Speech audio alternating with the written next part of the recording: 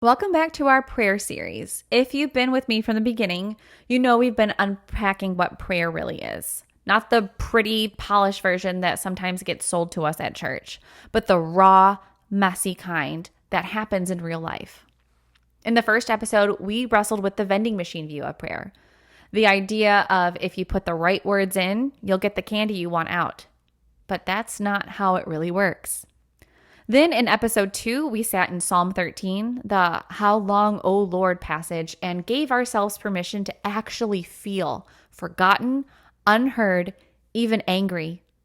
We discovered that God doesn't turn away from that kind of honesty. And today we're going even deeper. Because sometimes it's not anger.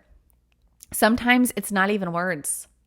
Sometimes you reach a place where you are too tired, too broken, too overwhelmed, too unbelieving to know what to pray at all. And if you're a mom raising an autistic or medically complex child, I know you've been there because I've been there too. And that's what this episode is all about, praying when you don't know how. Welcome to the Be Mighty Mom podcast. I'm Ash, mom to an autistic child with a rare disease, a faith-led advocate, and proof that you can survive the storm and still stand mighty. This isn't just support. It's a movement for moms raising autistic or medically complex kids who feel unseen, overwhelmed, or even questioning God. Here, we believe in inclusion, we trust the science, and we hold fast to our faith because, yes, all of those things belong together.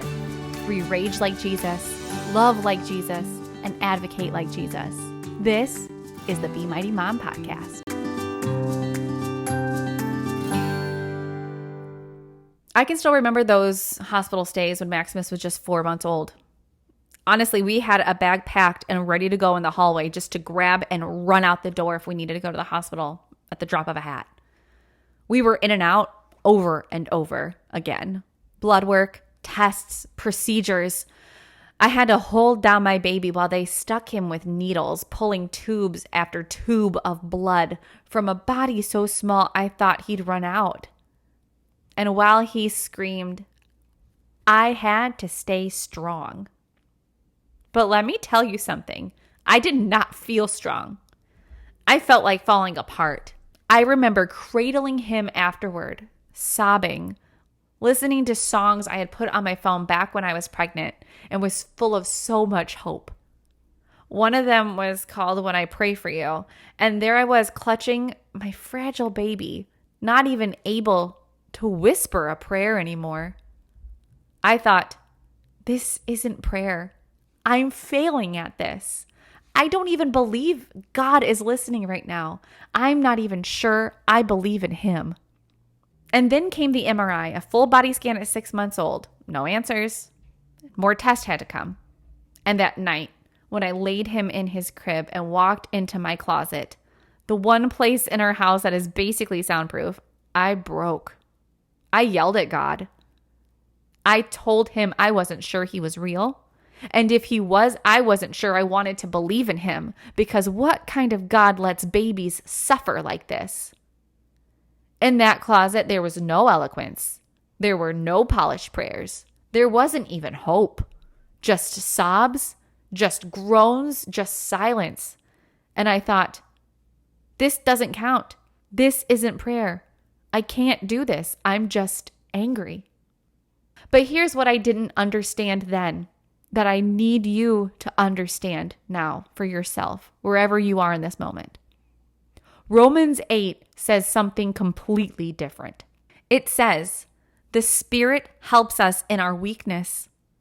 We do not know what we ought to pray for, but the Spirit Himself intercedes for us through wordless groans. And He who searches our hearts knows the mind of the Spirit, because the Spirit intercedes for God's people in accordance with the will of God. Did you catch that? It says the Spirit helps us in our weakness, not in our strength, not in our put together moments, in our weakness, in our exhausted, weepy, desperate, falling apart selves. It says when we don't know what to pray for. And I'll be honest, most of the time, I don't know whether to pray for healing or strength or endurance or just a miracle to make the suffering stop.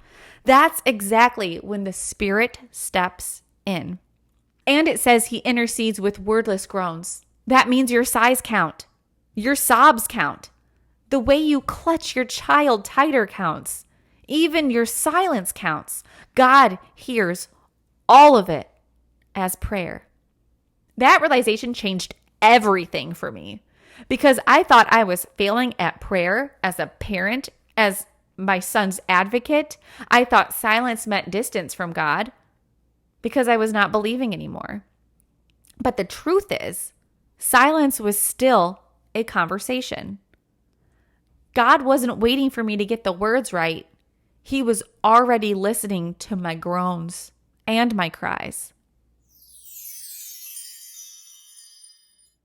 Some days, praying for your child feels impossible, or maybe you don't even know where to start. That's why I created the free mini prayer guide that walks you through how to pray for your child and yourself. Think of it as advocating to God, asking for strength, guidance, and peace. It's designed so you can come stressed and leave refreshed, just like a glass of pink lemonade. You'll get prayers you can use anytime, even on the hardest days when you don't know what to say. Grab your free guide today at BeMightyMom.com/mini prayer.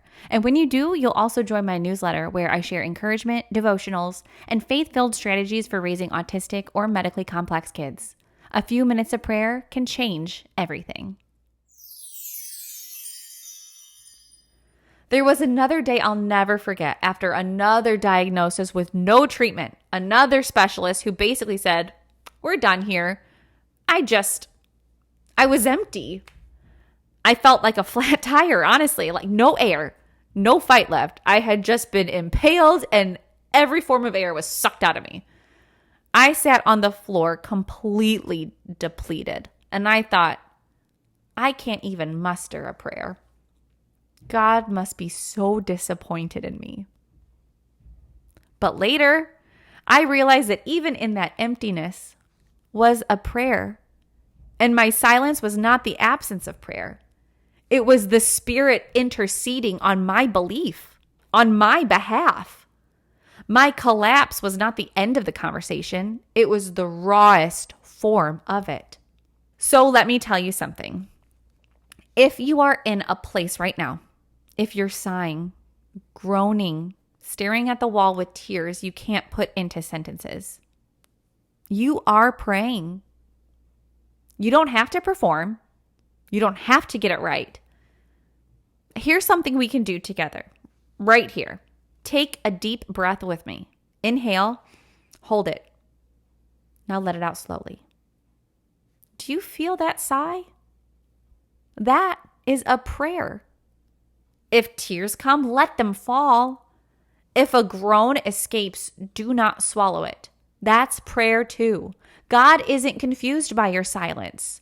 He knows your heart, and the Spirit is translating what you can't say into words that align perfectly with God's will. So the next time you feel too exhausted to pray, remember this: your silence is sacred. Your sighs are holy. Your tears are being translated by the Spirit into the language of heaven. This week, I want to challenge you to embrace wordless prayer. Don't fight it. Don't judge yourself for it. You don't know what to say? Don't even try. Just let the Spirit intercede. Take 5 minutes each day to sit in silence, to sigh it out, to let a tear fall, and trust that God is listening because He is. The next episode will move more into how structure can help us pray, not to make prayer polished or fake, but to give us rhythm in the chaos, because sometimes rhythm creates space for honesty to flourish. Until then, remember, you don't have to have the words. The Spirit already does. Stay kind, stay mighty, and advocate like Jesus. Bye.